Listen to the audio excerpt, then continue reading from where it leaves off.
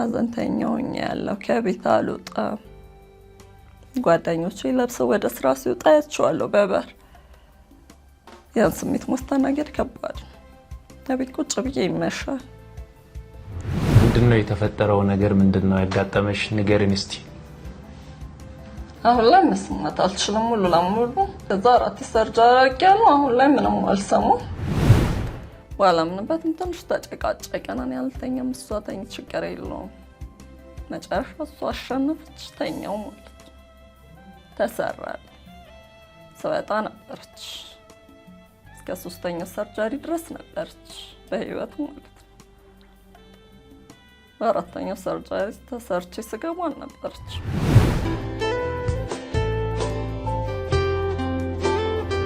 ከተኛው እንቅልፍ ከወሰነኝ እሰየው ተኛለሁ። ግን ህመም ስላለው አልተኛም። ሰው እፈልጋለሁ። የሚያዋራኝ ሰው፣ የሚያጽናናኝ፣ አይዞሽ የሚለኝ ሰው እፈልጋለሁ። ቤት እንዳኖርከኝ አላውቅም፣ ቤት እንዳለፍኩት አንቀን። ሰርጀሪ ከተሰራ በኋላ እንደማልሰማ ተስፋ ጋረኩ። በኋላ ከባድ ነበር። መጨረሻው ሰርጀሪ ሲሰራ እስከ 6 እስከ 8 ወር ባለው ድምጽ ታገኛለሽ ብለው ነበር ሐኪሞቹ ማለት ነው። በጠብቅ የለም 6 ወርም አለቀ፣ 8 ወርም አለቀ። አሁን 8 ዓመት ሆነኝ። የሰው ልጅ ስለሰማ ብቻ አይደለም፣ ባለመስማቴ ነው የሞከርኩት። ይሄን እድል ያገኘሁት ባለመስማቴ ነው። እዛ ቦታ ላይ መገኘት ራሱ ለኔ ትልቅ ነገር። በ30% ልዩ ቅናሽ እስከ 4.9 ሚሊዮን ብር ያትርፉ። የመኖሪያ ቤቶችን በመሃል ቡልጋሪያ ከአፍሪካ ህብረት አጠገብ ቢያከራዩት በዶላር ቢኖሩባቸው ለመኖሪያ ምቹ የሆኑ ቤቶችን ቴምር ሪል ስቴት ባለ 1 መኝታ 69 ካሬ በ5.5 ሚሊዮን ብር፣ ባለ 2 መኝታ 82 ካሬ በ6.6 ሚሊዮን ብር፣ ባለ 3 መኝታ 126 ካሬ በ10.1 ሚሊዮን ብር ብቻ ይዞሎት ቀርቧል። ያስተውሉ፣ ይህ ዋጋ 100% ለሚከፍለው ብቻ ሲሆን አሊያም ደግሞ በ20% ቅድመ ክፍያ ብቻ ቀሪውን ያለምንም ወለድ በኢትዮጵያ ብር ተዋውለው ቤት ባለቤት መሆን ይችላሉ። በተጨማሪም ነግደው የሚያተርፉባቸው የንግድ ሱቆችን በቡልጋሪያ በፒያሳ ቃሊቲ ገላና አጠገብ በ900 ሺህ ብር ቅድመ ክፍያ ብቻ ማግኘት ይችላሉ። እስካሁን ባመለጦት እድል መቆጨት ጥቅም የለውም። ይፍጠኑ። ጥሪቶን ጥሩ መሰረት ላይ ያኑሩ። ለበለጠ መረጃ 0950 33 37 85 ይደውሉ። ቴምር ፕሮፐርቲስ። ወዳጆችን ቪዲዮ ስትመለከቱ የላይክ ምልክቱን እንድትጫኑ እንዲሁም ቤተሰብ ያልሆናችሁ ሰብስክራይብ በማድረግ ቤተሰብ እንድትሆኑ ሐሳብ ካላችሁ ደግሞ በኮሜንት መስጫው ላይ እንድታስቀምጡ ጋብዛችኋለሁ። ሰላም ጤና ይስጥልን የተወዳችሁ ተመልካቾቻችን እንዴት ሰንብታችኋል? እነሆ ዛሬም እንደተለመደው በሌላ እንግዳና ታሪክ ከእናንተ ጋር ተገናኝተናል።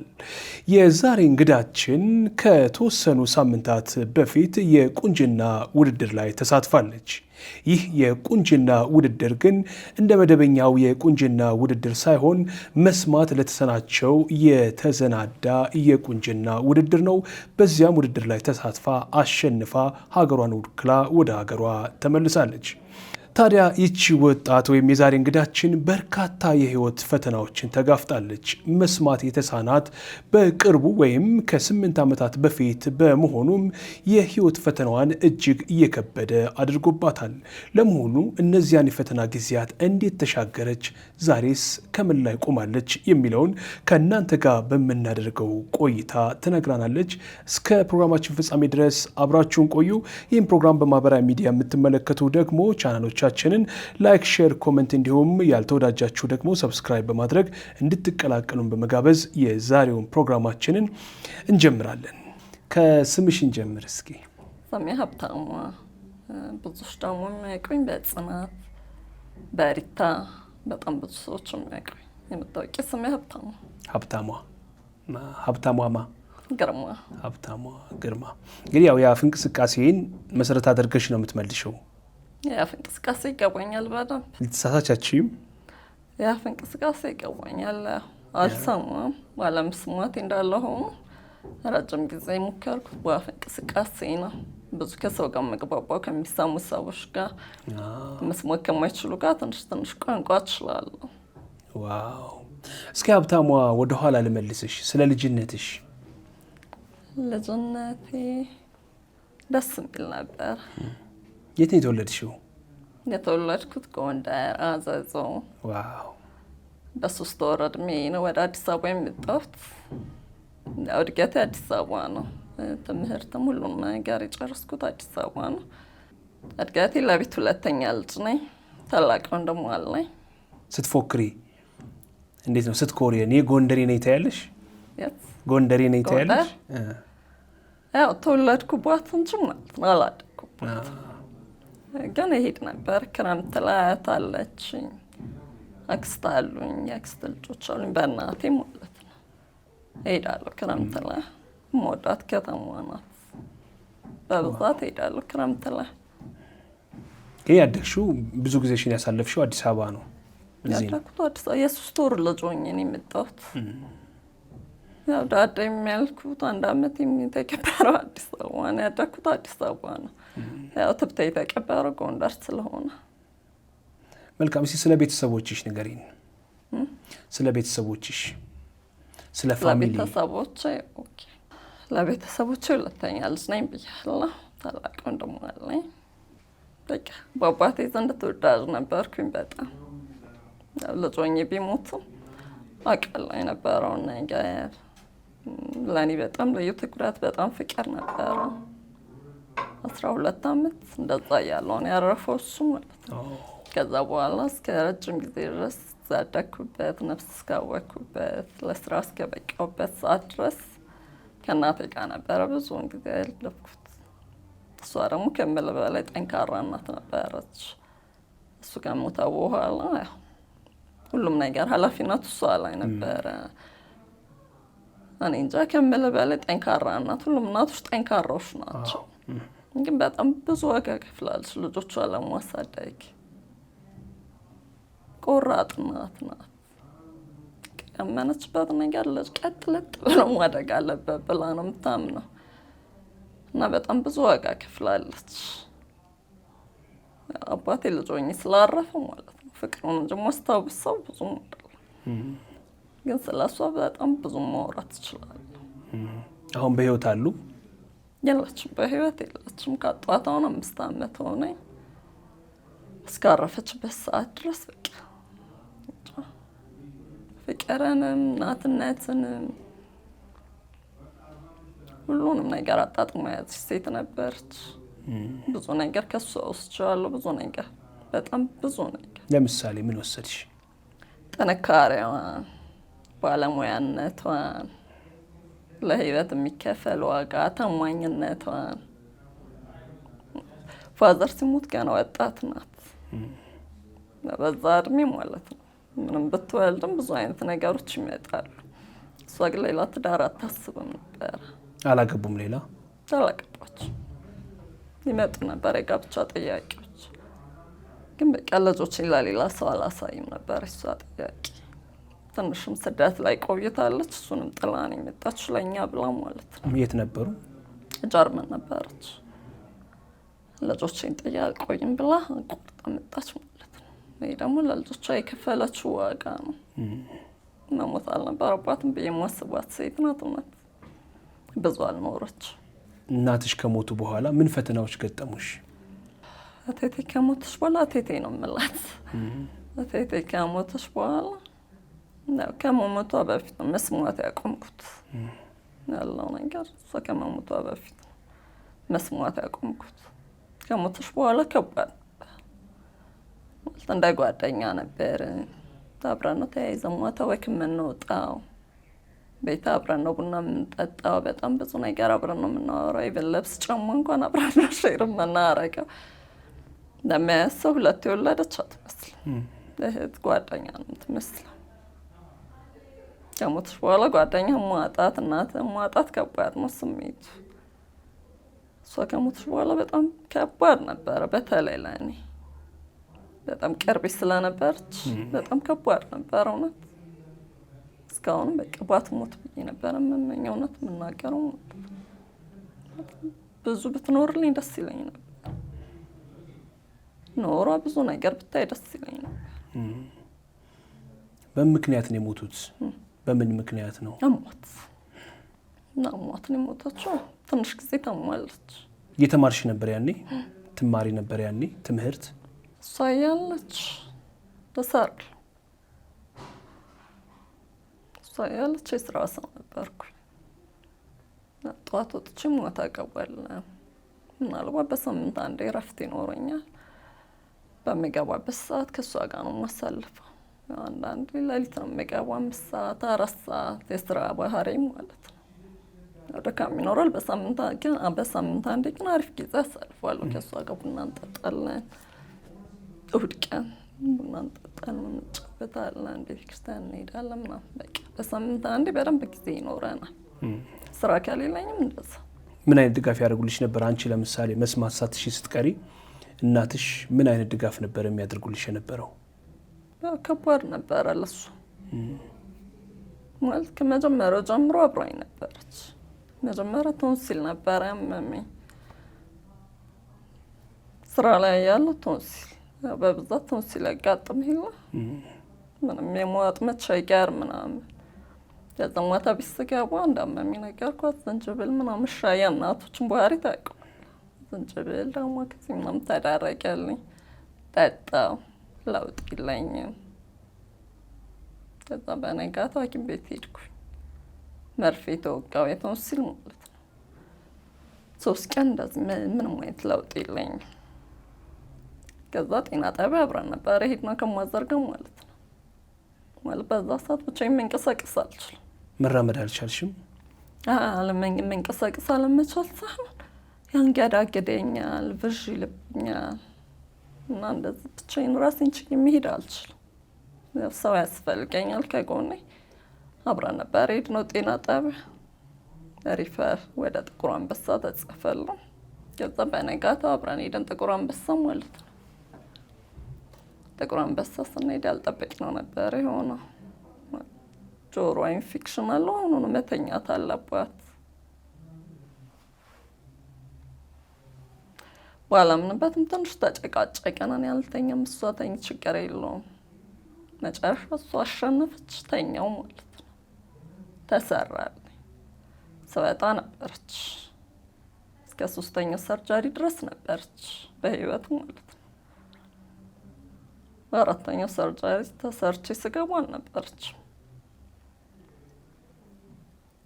እንደሌላ ጊዜው 2-3 እንደተሰራው ሰርጀሪ አልጠበቀችኝም። ቤት በመዋል አርፈዋለች እሷ።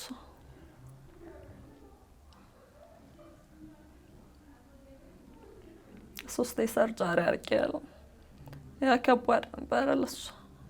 በእያንዳንዷ ቀን በህመም ቤት ስለሙሉ ማለት ነው ታስታምመኛለች። ከእሷ ጋር ለማውራት ለመግባባት በጣም ትቸገራለሁ። ማለት ሙሉ ለሙሉ ጆሮዬ መስማት አቁሟል። ያው እንዳንተ ስታወራ እንደምለው ማለት ነው። ምን አልሽ ወይ ካልተረዳሁ በሳጫለሁ፣ አለቅሳለሁ። አይዞሽ በርቺ ነበር የምትለኝ። ያበረታቱሻል? እሷ ያለች ይሻል ነበር እውነት። እንግዲህ በምን ነበር? በጽሁፍ ነበረ ከእሳቸው ጋር የምትግባቢው? ከእሷ ጋር ያው በጣም ከአቅም በላይ ከሆነ ትጽፍልኛለች። ግን በብዛት እንደዛ አውርታ ለማስረዳት ትሞክራለች። የከንፈር ቋንቋ እንደውም በሷ ነው ብዬ ጀመርኩት። አውርታኝ ካልገባኝ ትጽፍልኛለች። ወይ ደግሞ በቃ በጣም ካልገባኝ አለቅሳለሁ። ማለት ያው ከጊዜ በኋላ ስለሆነ ገባ። ካልገባኝ ሆድ ይብሰኛል፣ ብስጭት እላለሁ፣ አለቅሳለሁ። እሳቸው ካለፉ በኋላ ታዲያ ማን አገዘሽ? እንደሳቸው ባይሆንም ማን ድጋፍ አደረገልሽ? እሷ ከሞተሽ በኋላ ታላቅ ወንድሟ አለኝ ብያለሁ። ማለት ያው የእድሜም ክፍተት አለ እኔና እሱ ጋር። ቸልተኛ ነው እሱ። ማለት ጭንቅንቅ ያለ ህይወት የማይወድ ሰው ታውቂያለሽ። ያው አለ በቃ የእድሜም ክፍተት አለ እኔና እሱ መሀል። ብዙ ነገር ከእሷ ጋር የተያያዘ ነው እሱም እያለ ማለት ነው። በእድገት አብረን ተጫውተን ወይ አብረን ወጥተን ገብተን ያደግነው አይነት እድገት የለንም። ትንሽ ክፍተት አለው። አንዳንድ ልጅ አንዳንድ ቤተሰብ እህት ወንድም በጣም እንደዚህ ሆኖ ነው የሚያድገው። እኔ እነሱ ጋር ደግሞ ትንሽ ክፍተት አለ። በጣም አስፈላጊ ጉዳይ ከሆነ ወይ እንጸጸፋለን በድንገት ቤት ልንገናኝ እንችላለን። ብዙ ነገር እንደ እህትም እንደ ጓደኛም ከሷ ጋር ስለሆነ እሷ ከሞተች በኋላ በጣም ተጎድቻለሁ። በጣም እሷ ከሞተች በኋላ ብዙ ኃላፊነቶች ወደ እኔ ዞረዋል። እሷ የያዛቸው የነበሩ ኃላፊነቶች ማህበራዊ ኑሮ፣ እድር ምናምን በጣም ብዙ ነገር። እናትሽ የጀመሯቸውን በሙሉ አንቺ ታስቀጠልሽ? አዎ እሷ የጀመረቻቸው ስለነበሩ ግዴታ የሚቀጠል ነበረብኝ። ኃላፊነት እናቶቻችን እንዴት ነው ብዙ ኃላፊነት ነው ይዘው ያሳደጉን። የሚገባን የነሱ ኃላፊነት ከባድ እንደነበረ የሚገባን ወይ ስናጣቸው ወይ በዙሪያችን ሳይኖሩ ሲቀሩ ያኔ ነው የሚገባን። ምንድን ነበር የምትሰሪው ያኔ አንቺ? እኔ ፊልዴ ሆቴልና ቱሪዝም ያኔ ሰራ የነበረው ማለት ነው። አንድ ትልቅ ሆቴል ነበር የምሰራው። ሚቲንግ ኤንድ ኢቨንት ላይ ነበር የምሰራው። ረጅም ሰዓት ስራ ላይ ነበር የማሳልፈው። ያው እንዳልኩ ነው። ምናልባት በሳምንት አንዴ እረፍት ሊኖረኝ ይችላል። አንዳንዴ ሳምንቱን ሙሉ እሰራለሁ። ጠዋት ገብቼ ወይ 12 ሰዓት እወጣለሁ ወይ ማታ 5 ሰዓት 6 ሰዓት ልወጣ እችላለሁ። ስራው በጣም አድካሚም ሰዓትም ስለሚፈልግ ረጅም ሰዓቴን ስራ ላይ ነበር የማሳልፈው። ያው እንደዚህ እስከሆንኩበት ሰዓት ድረስ ማለት ነው። ጆሮ መስማት ካቆመ በኋላ አቆማለሁ። ስራ ማለት ይከብዳል። ለመግባባት ተቸገር ነበረ። ብዙዎቹ የሚሰሙ ናቸው የማገኛቸው በስራ ዙሪያ ማለት ነው። በዛ ላይ ህመም አለው። 4-3-4 ሰርጀሪ ማድረግ ከባድ ነው። እንደዚህ ከሆንኩ በኋላ ከስራም ከብዙ ነገር ራሴን አርቄያለሁ። ማለት ልቤም ሁሉ ነገርም እስከሚጠነክር ብቻዬን ነበር የማሳልፈው። በ30% ልዩ ቅናሽ እስከ 4.9 ሚሊዮን ብር ያትርፉ። የመኖሪያ ቤቶችን በመሃል ቡልጋሪያ ከአፍሪካ ህብረት አጠገብ ቢያከራዩት በዶላር ቢኖሩባቸው ለመኖሪያ ምቹ የሆኑ ቤቶችን ቴምር ሪል ስቴት ባለ 1 መኝታ 69 ካሬ በ5.5 ሚሊዮን ብር፣ ባለ 2 መኝታ 82 ካሬ በ6.6 ሚሊዮን ብር፣ ባለ 3 መኝታ 126 ካሬ በ10.1 ሚሊዮን ብር ብቻ ይዞሎት ቀርቧል። ያስተውሉ፣ ይህ ዋጋ 100% ለሚከፍለው ብቻ ሲሆን አሊያም ደግሞ በ20% ቅድመ ክፍያ ብቻ ቀሪውን ያለምንም ወለድ በኢትዮጵያ ብር ተዋውለው ቤት ባለቤት መሆን ይችላሉ። በተጨማሪም ነግደው የሚያተርፉባቸው የንግድ ሱቆችን በቡልጋሪያ በፒያሳ ቃሊቲ ገላን አጠገብ በ900 ሺህ ብር ቅድመ ክፍያ ብቻ ማግኘት ይችላሉ። እስካሁን ባመለጦት እድል መቆጨት ጥቅም የለውም። ይፍጠኑ። ጥሪቶን ጥሩ መሰረት ላይ ያኑሩ። ለበለጠ መረጃ 0950 33 37 85 ይደውሉ። ቴምር ፕሮፐርቲስ። ወዳጆች ይህን ቪዲዮ ስትመለከቱ የላይክ ምልክቱ እንድትጫኑ እንዲሁም ቤተሰብ ያልሆናችሁ ሰብስክራይብ በማድረግ ቤተሰብ እንድትሆኑ ሀሳብ ካላችሁ ደግሞ በኮመንት መስጫው ላይ እንድታስቀምጡ ጋብዛችኋለሁ። ስለ ህመምሽ እናውራ። መስማት እንዲሳንሽ ስላደረገው መስማት እንዲሳንሽ ስላደረገው ምክንያት መስማት ያቆምኩበት ነው። ምክንያቱ በቶንሲል ጀመረሽ አይደለ? መስማት ያቆምኩበት ምክንያት ሂደቱን እስኪ ንገሪኝ። እስከ ሰርጀሪው ድረስ የነበረው መስማት ያቆምኩበት ምክንያት አንድ ክፉ ቀን ነው። ለእኔ በጣም ክፉ ቀን መላቅ። ምክንያቱም ብዙ ነገር የተበላሸ ቀን ነው። በቃ ሀብሎ የጀመረው ብዙ ነገር ቶንሲል ነመሚ መጀመሪያ። እኔም እስካሁን ቶንሲል እንደታመምኩ ነው የማውቀው መጀመሪያ ማለት ነው። ምራቅ ለማዋጥ የመቸገር ከዚህ በፊት እንደሚያመኝ ቶንሲል ግን ለየት የሚያደርገው መርፌ ተወግቼ ማቆም አልቻለም ህመሙ። ከዛ በፊት ግን ቶንሲል ያምሽ ነበር? ቶንሲል መርፌ ስወጋ ጋር ኖርማል ተኛለሁ። በነጋታው ሰላም ሆኜ ነው የምነሳው። ይሄ ግን እንደዛ ነበር። 3 ቀን 4 ቀን ጊዜ ፈጅቶብኛል። ማለት መጀመሪያ ቶንሲል ህመሙ አለው። መርፌ ተወግቼ ለውጥ የለውም።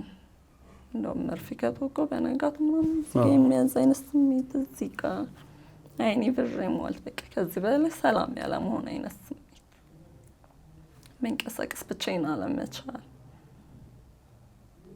ጭራሽ ማታ ላይ በጭራሽ አላስብም። ረጅም ርቀት ብቻዬን መውጣት አልችልም። ይሄ ትልቅ ጥያቄ ነበር ለእኔ ማለት አዲስ ነገር። ከዛ ጤና ጣቢያ ሄጃለሁ። እነሱም እንደማይችሉ ሪፈር ጽፈውልኛል። ከዛ ወደ ጥቁር አንበሳ ነበር ቀጥታ የሄድኩት ማለት ነው። ከአንገት በላይ ነበር የተጻፈልኝ ሪፈር። ጥቁር አንበሳ የሄድኩት ከአንገት በላይ ነው። እነሱም ሳይሆን ወዲያው ሰርጀሪ መሰራት አለበት ነበር ያሉት። ያው ላሳውን ሰማለሁ። ግራው ጆሮ ኢንፌክሽን አለው እና ሰርጀሪ መሰራት አለበት እና ወዲያው ነው ለሪፈር ተጽፎልኝ የሄድኩት። ወዲያው ነው አልጋ የተሰጠኝ ማለት ነው። ማለት እኔ ያልከባድ ኬዝ ይሆናል ብዬ አላሰብኩም። ጆሮዬንም ይሆናል ብዬ አላሰብኩም። ገባሁ፣ አልጋ ተሰጠኝ። የሚያስፈልግ ምርመራ ሁሉ ተጻፈልኝ፣ ወሰድኩ። ሲቲ ስካን ምናምን ደም ብቻ ሁሉ ሙሉ የሚባለው ምርመራ ለመተኛት እሱ ተጻፈልኝ፣ ጨረስኩኝ። ሌሊት 4 ሰዓት 5 ሰዓት 5 ሰዓት መሰለኝ ግሉኮስ ተሰጠኝ ማለት ነው። ሌሊቱን ሙሉ ግሉኮስ 3 አደርኩኝ። ጠዋት 2 ሰዓት ተኩል የመጀመሪያ ሰርጀሪ የተሰራልኝ እኔ ነበርኩኝ። ተጠራው ገባ ሰላም እያሳኩ ያወሩ ትሰሚ ነበር ያኔ? ያው ገባው። ከዛ በኋላ ሰነቅ በጣም ረጅም ሰዓት ወደ 12 ሰዓት ከምናምን ሰነቅ በመስኮት ይታየኛል። ድንግዝግዝ ማለት ሊመሽ ሲል እንዴት ነው ፀሐይ ስትገባ ይታየኛል። እና በጣም ሁላ ታሽጓል። ግሉኮስ ተሰክቶልኛል። ተመልሼ እተኛለሁ። ደካሟል። ረጅም ሰዓት ነው። ከ2 ሰዓት ከምናምን አስቡ 12 ሰዓት ከምናምን መንቃት ረጅም ሰዓት ደካሟል። እተኛለሁ። የሰርጀሪው ምን ያህል ሰዓት ነው የፈጀው? ሰርጀሪው ተሰርቶ አልቋል። ምን ያህል ሰዓት ፈጀ? አዎ ከዛ ሰናይቀም ማለት ነው 12 ሰዓት ከምናምን ይመስለኛል። ደካሟል። ተመልሼ እተኛለሁ።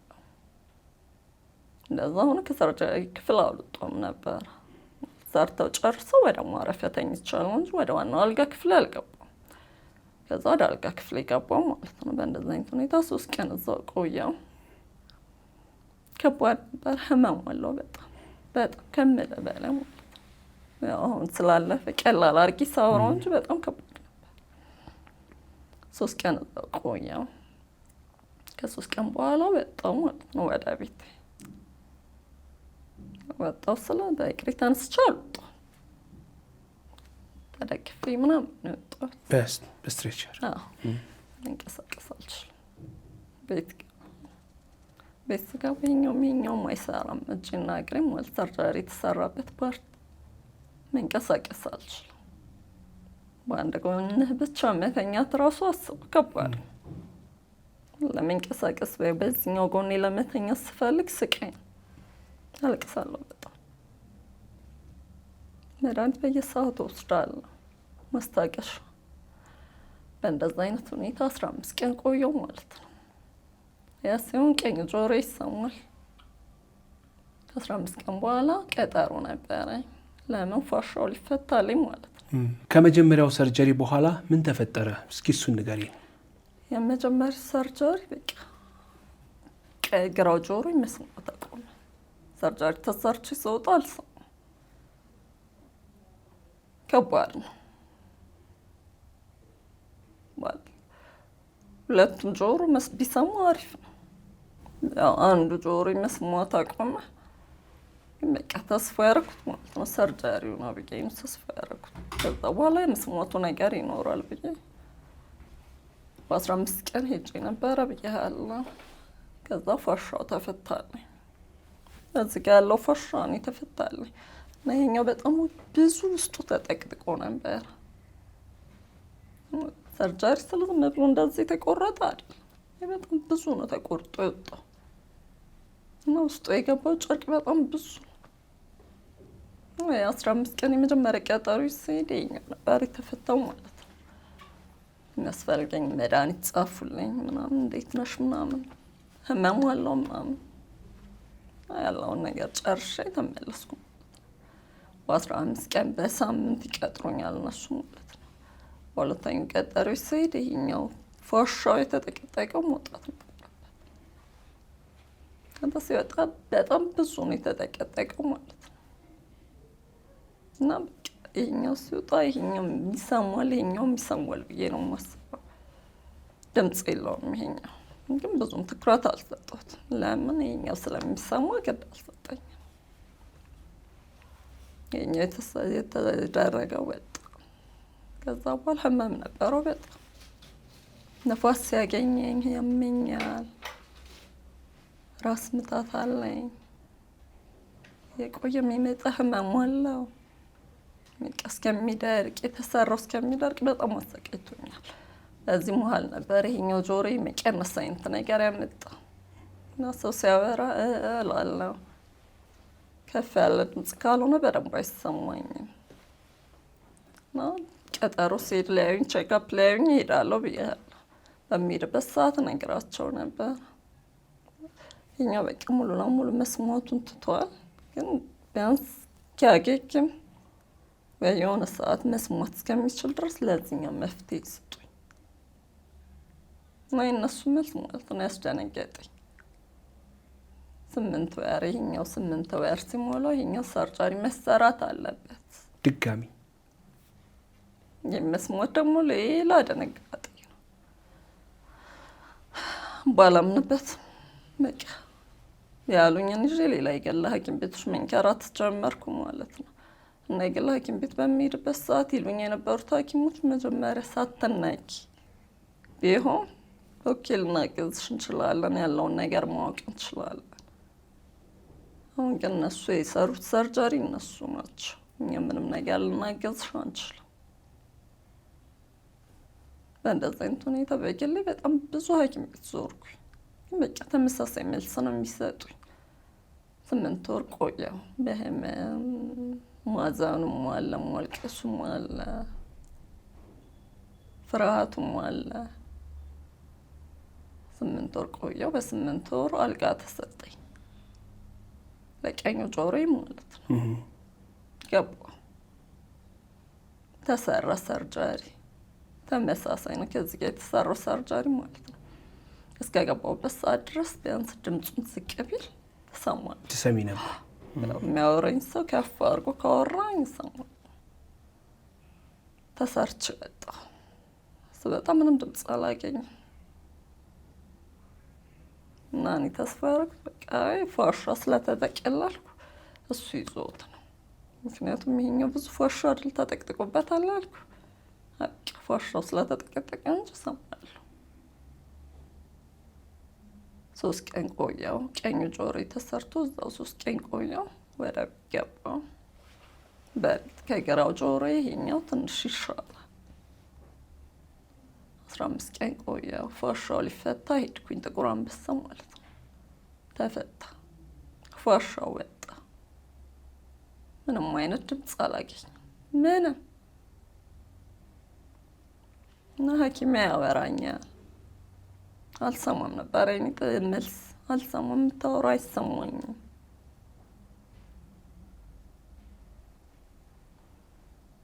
በቃ በእንባ ነው የታጠብኩት የዛን ቀን። የመጀመሪያ ቀን ድምፅ ያልሰማሽው ያኔ ነው?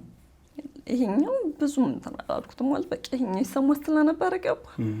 ከሁለቱም አንዱ መስማቱ ራሱ ትልቅ ተስፋ ነው። ሁለቱም ሲጠፋ ግን አሰማ በእንባ አልሰማም፣ የሚያወራ አልሰማም። ጨረስኩ፣ ወደ ቤት የገባው ማለት ነው። መድኃኒት ወስዳለሁ በመሀል ማስታገሻ። አሁን ላይ ሳወራው ቀላል ሊሆን ይችላል፣ በጣም ህመሙ አለ። በዚህ መሀል ስራ ቆሟል። በዚህ መሀል ያችን ምስቅ የምትጫወተው ደስተኛዋ አሪች የለችም። ሀዘንተኛው ያለው ከቤት አልወጣም። ጓደኞቼ ለብሰው ወደ ስራ ሲወጣ ያቸዋለሁ በበር። ያን ስሜት ማስተናገድ ከባድ ነው። ቤት ቁጭ ብዬ ይመሻል። መውጣት ብፈልግ ብቻዬን መውጣት አልችልም። ለምን ያንገዳግደኛል። እንደዚህ ቀና ማለት አልችልም። ረጅም ርቀት ሰው አይቼ መለየት አልችልም። ብቻዬን ለመውጣት ጭራሽ አልችልም። ስለዚህ ቤት ነው የማሳልፈው። በቃ ሞራል ይነካል። ማታውቀው ሀዘን ትቀበላለህ። ማታውቀው ሀዘን ማልቀስ ነው። ነጋ መሸ ማልቀስ ነው። ስልክ ጓደኞቼ ይደውሉልኛል፣ ማንሳት አልችልም። እንደዚህ ኮንኩ በኋላ በቃ ከሰው ዝም ብዬ ነው የጠፋሁት። ገባህ? አሞኛል እንደዚህ ሆኛለሁ አላልኩም ለማንም። ስልክ ይደውላል አላወራም። ሜሴጅ ነው የምጽፈው። በእንደዚህ አይነት ሁኔታ ቆየው። ከዛ ቀኙ ጆሮዬ በተሰራ በ8 ወሩ ግራ ጆሮዬ ድጋሚ መሰራት ነበረበት። ምክንያቱም የመጀመሪያ ኢንፌክሽን ነው የወጣው ብያለሁ። ኢንፌክሽን ከወጣ በኋላ የሚሰራ ሕክምና አለ። ሶስተኛ ሰርጀሪ ማለት ነው። ሶስተኛ ማለት ነው። ለግራ ጆሮዬ ሁለተኛ ማለት ነው። ተሰራ። በቃ ሰርጀሪ መደረግ ለመድኩት ማለት ነው። ተሰራ። 3 ቀን ቆየ። ከሐኪሞቹ ጋር ሁላ በደንብ ተዋውቂያለሁ። ከዛ ሶስተኛው ተሰራ፣ ጨረስኩ፣ ቤት የገባው በቃ አለመስማቴን ተቀብያለሁ ማለት ይቻላል። ግን ተኝቼ በተነሳው ቁጥር የሆነ ድምፅ ማገኝ ይመስለኛል። ካሁን ሰው ሲያወራኝ እላለሁ የምሰማኝ የመሰለኝ ማለት ነው። ሶስተኛው ሰርጀሪ ተሰራ። በመሀል እናቴም ትንሽ መታመም ጀመረች። እሱም ትልቅ ድንጋጤ ነው። ትተኛለች፣ ትነሳለች፣ አመመኝ ማለት ጀመረች። እግዚአብሔር አልፈቀደውም። በዚህ መሀል አረፈች ማለት ነው። ጓደኛዬንም እናቴንም ነው ያጣሁት በዚህ ሰዓት። መቀበል ነበረብኝ፣ እሷንም ማረፍ ተቀበልኩ። በዛ መሀል ቀጠሮ ነበር ለ4ኛ ሰርጀሪ ማለት ነው። ጊዜው ደረሰ። 4ኛ ሰርጀሪ ተሰራ እና 4ኛ ሰርጀሪ ሲሰራ ብቻዬን ነበር የገባሁት። ሰው አልነበረም አብሮኝ። ያው ወንድምም ቢኖረኝ ስራ ነበረው። በእናታችን ሞት ምክንያት እረፍት ነበረ። ያው እረፍቱን ስለጨረስ ምንም አይነት ጊዜ ማግኘት አይችልም። ብቻዬን ነው የገባሁት። 4ኛው ሰርጀሪ ሲሰራ ምርመራዬንም ግሉኮሴን ሙሉንም ነገር ራሴ ነኝ የገዛሁት። ተሰርቼ ወጣሁ። 3 ቀን ተኛሁ። ጨርሼ ወደ ቤት ገባሁ። ወደ ቤት ስገባ በጣም ከባድ ነበር። ሌላ ጊዜ እናቴ ነበረች ቤት ማገኛት። አጥሚትም ምንም ይሰራልኛል። ምንም ቡናም ባልጠጣ በሰዓቱ ተጫጭሶ ምን ተብሎ ነው። 4ኛው ተሰርቼ ወደ ቤት ስገባ ማላውቀው አይነት ስሜት ነበር። ቤቱ ባዶ፣ አይዞሽ የሚለኝ ሰው ነበር። አይዞሽ በቃ ከዛ በኋላ ነበረ ከባዱ በጣም። ከተኛው እንቅልፍ ከወሰነኝ እሰየው ተኛለሁ። ግን ህመም ስላለው አልተኛም። ሰው እፈልጋለሁ፣ የሚያዋራኝ ሰው፣ የሚያጽናና አይዞሽ የሚለኝ ሰው እፈልጋለሁ። ረጅም ሰዓት ብቻዬን ነው የማሳልፈው። በእርግጥ ጎረቤቶች አሉ ይመጣሉ፣ እንዴት አደርሽ ለውጣልሽ ይሉኛል። በቃ ረጅም ሰዓት ብቻዬን ነው የማሳልፈው። ከባድ ነበር በጣም። ዘመድ አቅራቢያሽ አልነበረም? ዘመዶች አሉ፣ ግን ያው ብዙዎቹ አዲስ አበባ አይደሉም። ብዙዎቹ አዲስ አበባ አይደሉም ነው ያሉት። መጥተው እግዚአብሔር ይመስገን ብለው ይሄዳሉ። በቃ እሷ ከሞተች በኋላ ብዙዎቹ እህቶቿ ክፍለ ሀገር ናቸው። ያው አባቴ በልጅነቴ ስለሞተ ማለት ነው። የእሱ ብዙም ቤተሰቦች የሉም። አንድ አጎት አለኝ። በቃ ይመጣል፣ አይቶኝ ይሄዳል። ግን አጠገቤ እንደነበረችው እናቴ ምንም የሚሆንልኝ አልነበረ። በቃ ከዛ በኋላ ነበረ ብዙ የብቸኝነት ህይወት መግፋት የጀመርኩት። በቃ ሰርጀሪው ከተሰራ በኋላ እንደማልሰማ ተስፋ ካረኩ በኋላ ከባድ ነበር። የመጨረሻው ሰርጀሪ ሲሰራ እስከ 6 እስከ 8 ወር ባለው ድምፅ ታገኛለሽ ብለው ነበር ሐኪሞቹ ማለት ነው።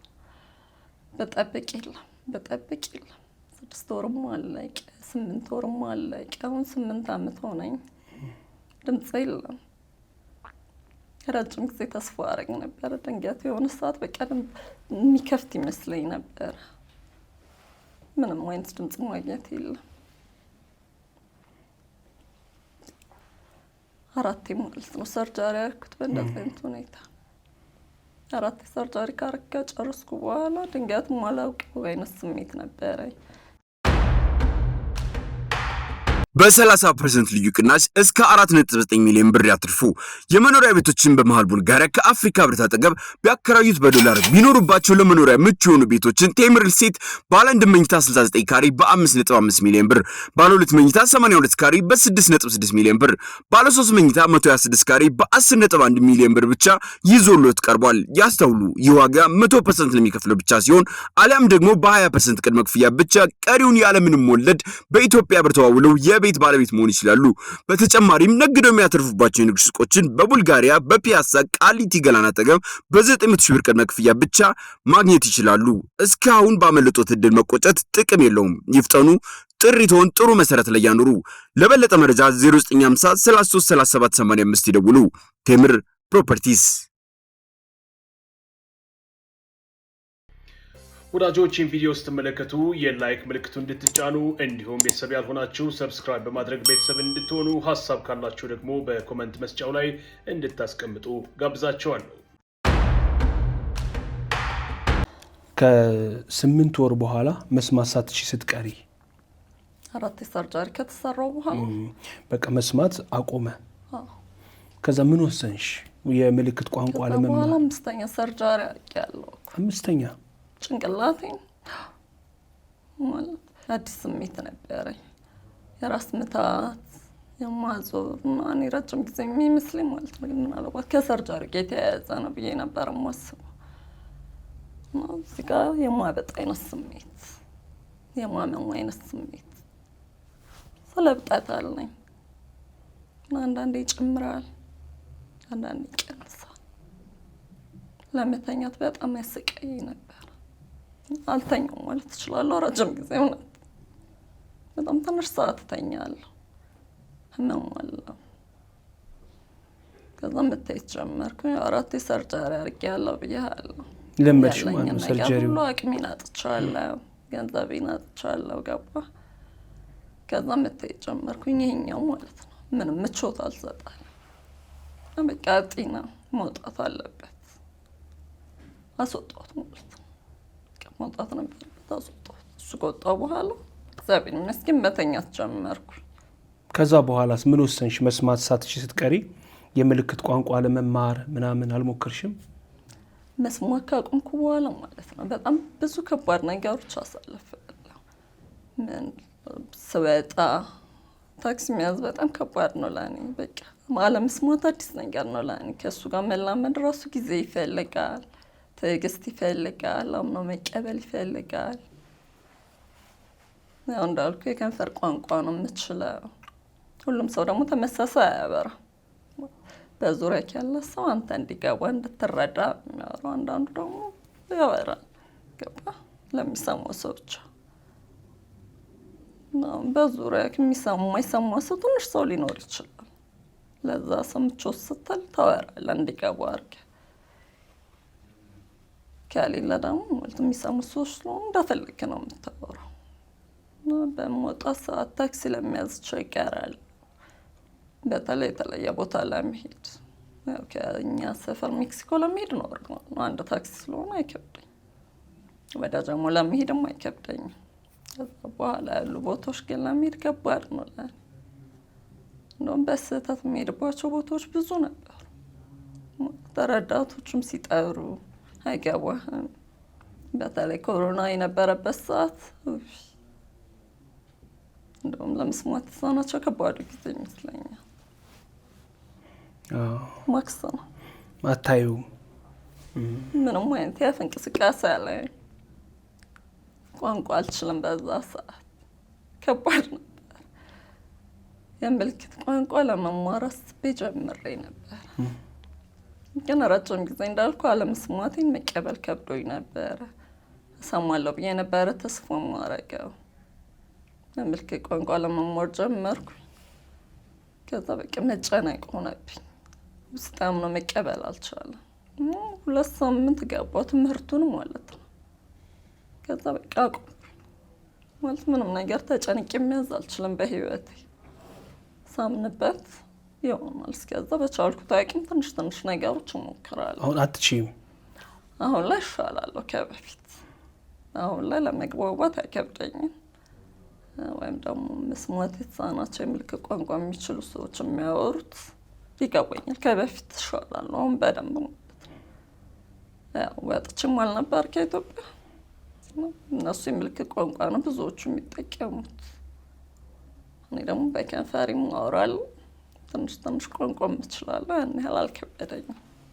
አሁን ላይ እሻላለሁ ከበፊት።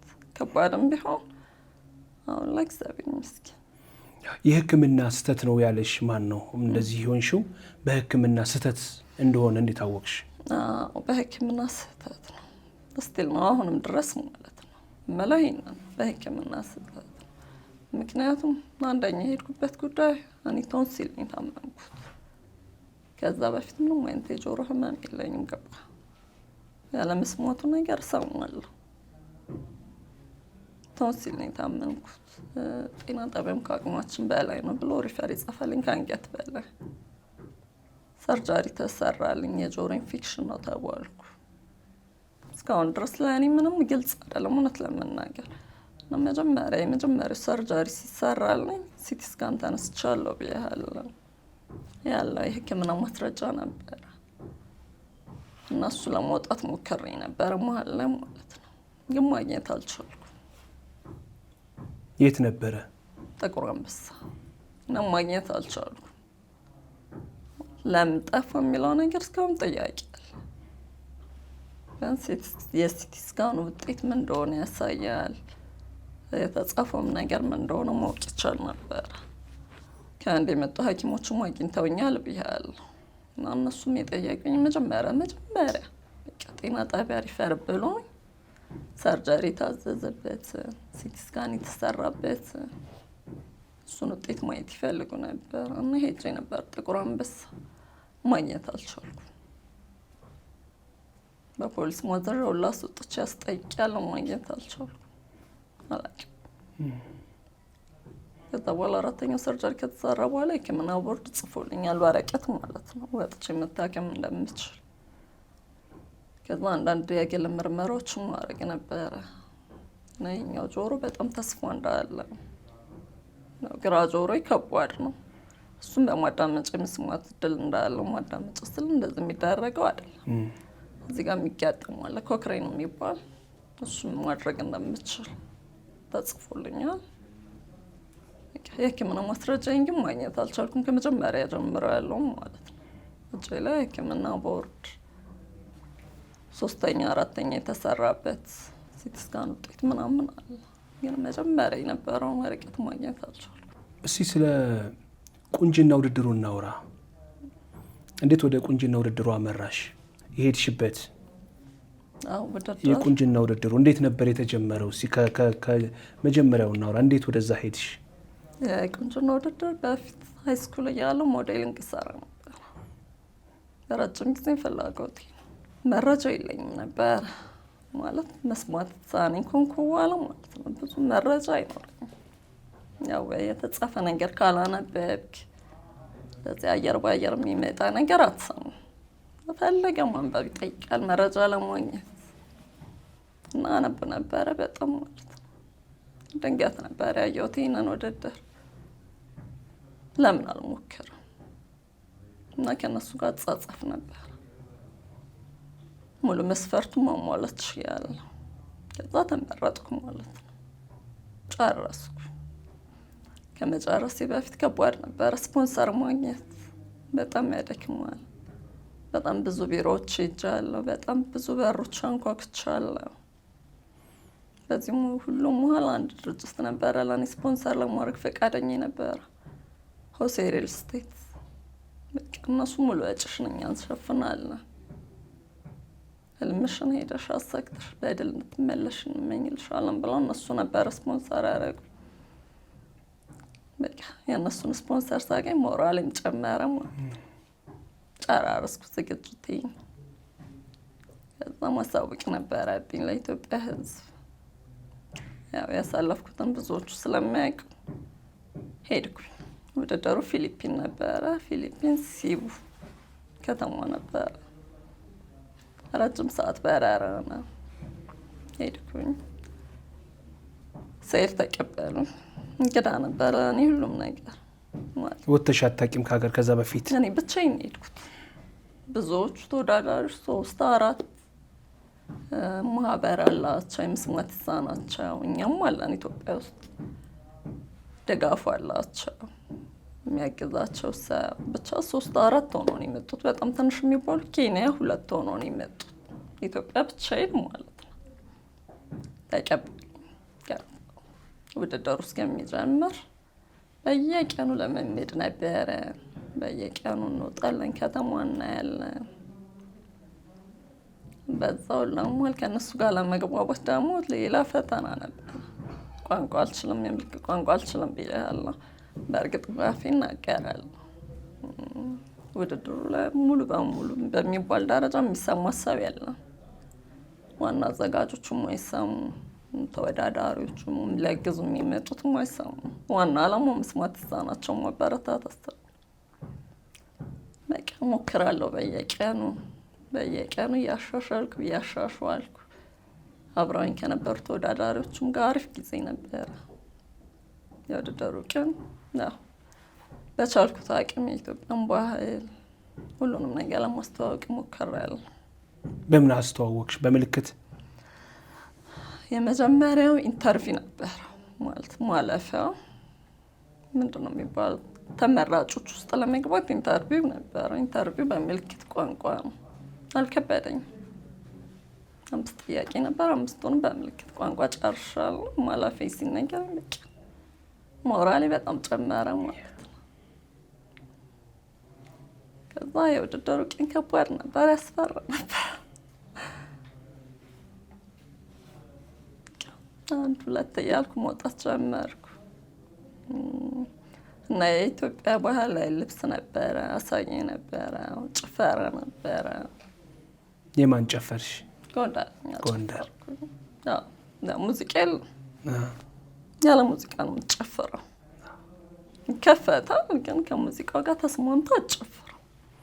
ምልክቱን ማሳየት ብቻ። ተምሬያለሁ። ውዝዋዜ፣ ሞዴሊንግ አቢሲኒያ ተምሬ ነበር። ጭፈራ አይከብደኝም። ጨፍር አዲስ ማለት ለእነሱ የእኛ ልብስ የተለየ ነው። የብዙዎቹ ተመሳሳይ ነው፣ ብልጭልጭ ነው ምናምን ይተዋወቃሉ። የኢትዮጵያ በጣም የተለየ ነበር። እዛ አንደኛ ወጣሽ? በፋሽን ሞዴል አንደኛ ነው የወጣሁት። አሸንፊያለሁ በፋሽን ሞዴል። ይሄ ራሱ ለእኔ አንድ ትልቅ ነገር ነው። የዛ ስያሜው የቁንጅና ውድድሩ ስያሜ መጠሪያው ሚስ ሚስተር? ውድድሩ ሚስ ሚስተር ዴፍ ኢንተርናሽናል። ከዚህ በፊት በጣም ብዙ ውድድሮች ነበሩ። እንደ እድል ሆኖ ነው ያየሁት በዚህኛው ነበር የሞከርኩትም ይሄኛውን ነው። ገብቻ ነበረ ሙሉ መረጃ ስብሰባ ማለት ነው። ብዙ ተወዳዳሪዎች ነበሩ። ደስ ይላል። ያደጉት ሀገሮች ለመስማት ለተሳናቸው የሚሰጠው ትኩረት፣ ለአካል ጉዳተኞች የሚሰጠው ነገር ደስ ይላል። እውነት የምነግር ማለት በጣም ብዙ ነገር ሄደዋል ነጮች። ያው የእኛም ነገሮች ቀስ በቀስ እየተቀየሩ ነው ብዬ አስባለሁ። ምን ተሰማሽ ስታሸንፊ? ለእኔ ከማሸነፉ በላይ እዛ ቦታ ለመገኘት ራሱ ለእኔ ማለት ነው አንድ ትልቅ ነገር ማለት በቃ እሰማለሁ ብያለሁ። የሰው ልጅ ስለሰማ ብቻ አይደለም። ባለመስማቴ ነው የሞከርኩት። ይሄን እድል ያገኘሁት ባለመስማቴ ነው። እዛ ቦታ ለመገኘት ራሱ ለእኔ ትልቅ ነገር ነው።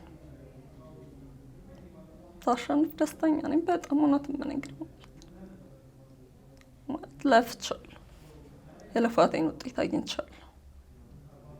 አንደኛ ሚስ ባልባልም በፋሽን ሞዴሉ ዘርፍ አንደኛ በመውጣት የልፋቴ ውጤት ነው። ያ ራሱ ለእኔ ትልቅ ነገር ነው። የመጀመሪያዬ ነው ብያለሁ። በመስማት የተሳናቸው ይህንን ውድድር ሳደርግ የመጀመሪያዬ ነው። እንደ መጀመሪያ ለእኔ ትልቅ ነገር ነው። ነገ ከነገ ወዲያ ደግሞ የተሻለ ነገር የምሰራበት ነው። የመጀመሪያ መድረክ ሲሆን ብዙ ነገር ትማርበታለህ። እዛ ጋ ያለውን ነገር ብዙ ነገር ተምሬያለሁ። ብዙ ነገር አይቼበታለሁ። ምናልባት እግዚአብሔር ፈቅዶ ከዚህ በኋላ ምናልባት የመሳተፉ ነገር ቢኖረኝ በእርግጠኝነት እንደማሸንፍ ቃል ገባለሁ። አንዳንድ ሰዎች መስማት ትችላለች ምናምን ይላሉ። ለእነሱስ ምን ታያለሽ? ሰዎች አንዳንዶች መስማት ትችላለች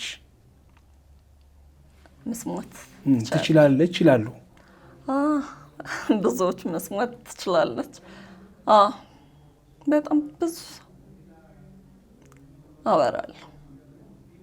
ለምን እንደሆነ ታውቃለህ? በእኛ ማህበረሰብ ዘንድ አንድ ሰው መስማት አይችልም ከተባለ የሚያወራ አይመስላቸው። ያ ደግሞ የግንዛቤ ጥረት ነው። ያኔ ከጊዜ በኋላ ነው አማርኛ አልቸገርም፣ አወራለሁ። ሰው የሚያወራው የከንፈር ቋንቋ ይገባኛል። ረጅም ጊዜ የሚያሳልፍኩት በዛ ነው። መስማት የተሳናቸው 2-3 አይነት ናቸው። አንደኛ ሙሉ የማይሰሙ መናገር መስማት የማይችሉ፣ ሁለተኛ መናገር የሚችሉ አማርኛ የሚችሉ። ብዙዎቹ አማርኛ አይችሉ፣ ይቸገራሉ። አማርኛ ቋንቋ ማለት ነው። ለማውራትም ለመጻፍም ይቸገራሉ። የሚችሉም አሉ፣ ማውራት የማይችሉ አሉ፣ መስማት የማይችሉ አሉ። ትንሽ ማውራት የሚችሉ መስማት የማይችሉ አሉ። ግን እኛ አስተሳሰብ ብዙዎቹ አይሰሙም ሲባል የሚያወሩ አይመስለንም። ያኔ ደግሞ የቅርብ ጊዜ ነው። አውቀዋለሁ ሁሉንም ቋንቋ ስለማወራ አይከብደኝም። ለዛ ነው ይሄ ንግግርሽ የሚቆራረጠው ስትናገሪ? ድምፄ ለምንድን ነው የሚቆራረጠው? ከታመምኩ በኋላ ከሰርጀሪ በኋላ በቃ ድምፄ ልክ የመሞላቀቅ አይነት ስሜት ተቀይሯል። ሙሉ ለሙሉ ድምፄ ማለት ነው። እንደዚህ ከታመምኩ በኋላ ነው በቃ ድምፄ ለውጥ ያለው። ከዛ በኋላ ከሕክምናው ጋር ከሰርጀሪው ጋር የተያያዘ ነው። እዚህም ይገናኛል ይመስለኛል።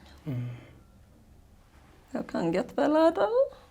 ይገናኛል ይመስለኛል። ይህንን ሕክምና ባለሙያዎች ማብራሪያ ቢሰጡበት።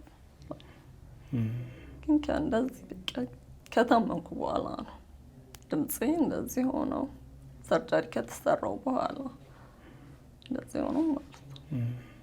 እንግዲህ የፍቅር ታሪክም ነበረሽ፣ የፍቅር ህይወትም ነበረሽ አይደለ?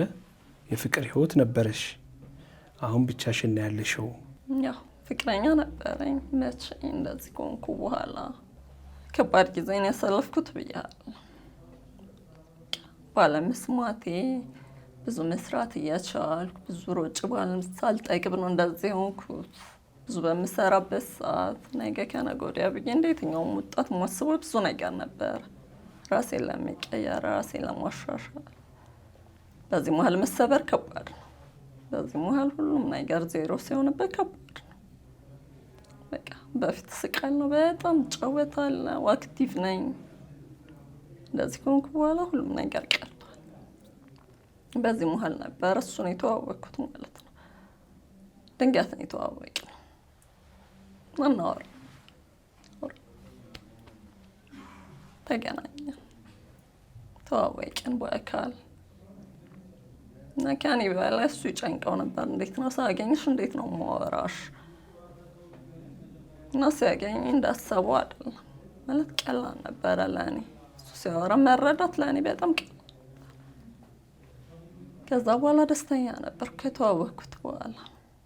ምክንያቱም በቃ ብቻዬን ነበርኩ ብያለሁ። ዴይሊ ስልክ እናወራለን፣ ቪዲዮ ኮል፣ ማታ ማታ ስቃለሁ፣ እጫወታለሁ። ምንድን ነው ምን አገኘሽ እስከመባል ማለት ነው። ደስተኛ ነበርኩ። በእንደዚህ አይነት ሁኔታ መቀጠል ጀመር። እግዚአብሔር አልፈቀደም። ያመንከውን ሰው ታጠዋለህ አንዳንዴ። በብዙ የጠበቅከውን ሰው አታገኘውም። ተስፋ ያረክበትን ሰው አታገኘው፣ ሰው ስለሆነ። በዚህ ሁሉ መሀል እግዚአብሔር ነው ያልተለኝ፣ እግዚአብሔር ነው ያላጣሁት። ከዛ ማለት ነው ከተሰበርኩበት ቆሜ እንደገና መሰበር ማለት ነው። ከመሳቅ ከመጫወት ደስተኛ ከመሆን ስሜት እንደገና ወደ ዜሮ መግባት እና በጣም ብዙ አምኜው ነበረ። ደስተኛ ባልነበርኩበት ሰዓት የሁላ ህይወት ባለፈ ሰዓት ከባዱን ጊዜ ባሳለፍኩበት ሰዓት ሰርጀሪዎችን ከጨረስኩ በኋላ ነው ያገኘሁት። 5ኛውን ሰርጀሪ ያደረኩት ከሱ ጋር ከተለያየው በኋላ ነው። በቃ ሁሉንም ነገር ከዜሮ ነው ያስጀመረኝ። ሁሉንም ነገር ሳቂንም ደስታዬንም ተስፋዬንም ሁሉንም ነገር ነው ዜሮ ያደረገው። እንደገና ለመቆም መታገል ነበረብኝ። ያንን ህመሜን ለመርሳት መታገል ነበረብኝ። እግዚአብሔርን አላጣሁትም በዚህ ሁሉ መሀል። የምወዳት ኪዳነ ምሕረት አበርትታ አቁማኛለች። ማለፍ ነበረበት፣ አለፈ። ወደፊትስ የሚመጣው ምን አይነት ባል እንዲሆን ነው የምትፈልጊው? ምን አይነት ካራክተር እንዲኖር ነው የምትፈልጊው? ትዳር ከፈጣሪ ነው። በእኛ ምርጫ ትዳር ከባድ ነው ማለት ሰው አይደለም። ብዙ የምንመርጠው ነገር ይኖራል። ብንመርጥ እንኳን የጎደለን ነገር ነው የምንመርጠው። አይ እንደዚህ እንደዚህ እንደዚህ እንደዚህ ያ አይሆን። ትዳር ከፈጣሪ ነው። ፈጣሪ ሲሰጠኝ መርቆ እንዲሰጠኝ ይፈልጋል። በቃ ለመስማቴን የሚቀበል በርቺ፣ ወደፊት ብቻ ስሪ፣ ተቀየሪ አለው። አለመስማትሽ ምንም ነው ለእኔ የሚለኝ ሰው ፈልጋል። እግዚአብሔር የዋረከው ትዳር ቢሰጠኝ ደስ ይለኛል። መልካም ሰው ያጋጥመኝ ደስ ይለኛል። እንደው አሁን ወደፊት ምን መስራት ነው የምታስቢው? ወደፊት ብዙ ነገር መስራት እፈልጋለሁ። በፋሽን ሞዴል ዘርፍ አሸንፊያለሁ። በሱ ዘርፍ በደንብ መስራት እፈልጋለሁ። ፎቶ ሞዴሎች መሆን እፈልጋለሁ። ብዙ ነገር መስራት እፈልጋለሁ። እድሉን ካገኘ በጣም ብዙ የመስራት እቅዱ አለኝ። ብዙም ደግሞ መስራት እችላለሁ በእርግጠኛ ማለት ካለመስማት ውጭ ሙሉ ነኝ። ወደፊት ብዙ ነገሮች መስራት እፈልጋለሁ። ያለፈውን ነገር ያልሰራሁበትን ጊዜ በህመም ያሳለፍኩትን ቤት ያልኩባቸውን ጊዜዎች መበቀል እፈልጋለሁ። በጣም ያቃጠልኳቸው ጊዜዎች ያንገበግቡኛል። የተበላሹብኝ ጊዜዎች ያንገበግቡኛል። መበቀል እፈልጋለሁ እነሱ። ምን ታያለሽ? በመጨረሻ ምን የምትየው ነገር አለሽ? መልእክት አለሽ? ፋይናል ወርድ በመጨረሻ ማስተላለፍ የምፈልገው ነገር ብዙም ሳላረዝመው ማለት ነው፣ ብዙም ሳላሳጥር ባለሁበት ሁኔታ ላይ በርቺ፣ አይዞሽ ላሉኝ ሁሉ ማመስገን እፈልጋለሁ። ወጥቼም ተወዳድሬም እስከመጣሁበት ጊዜ ድረስ ከጎኔ ለነበረ ሆሴል ሪል ስቴት ምስጋና ማቅረብ እፈልጋለሁ። ከዛ ደግሞ አሁን ላይ ማለት ነው እንድታከም ብዙዎች እየሞከሩ ነው። እግዚአብሔር ቢፈቅድ መታከም እፈልጋለሁ። ከጎኔ ላላችሁ ሁሉ ለኢትዮጵያ ሕዝቦች ማመስገን እፈልጋለሁ። ያ መስራት እችላለሁ። አንዳንድ የስራ እድሎች ባገኝ ብታሰሩኝ ሰርች ማሳየት እፈልጋለሁ። ለዛ ደግሞ ከጎኔ ቁሙ። አንተም ደግሞ አክብረህ ስለጠራኸኝ በጣም አመሰግናለሁ። አመሰግናለሁ።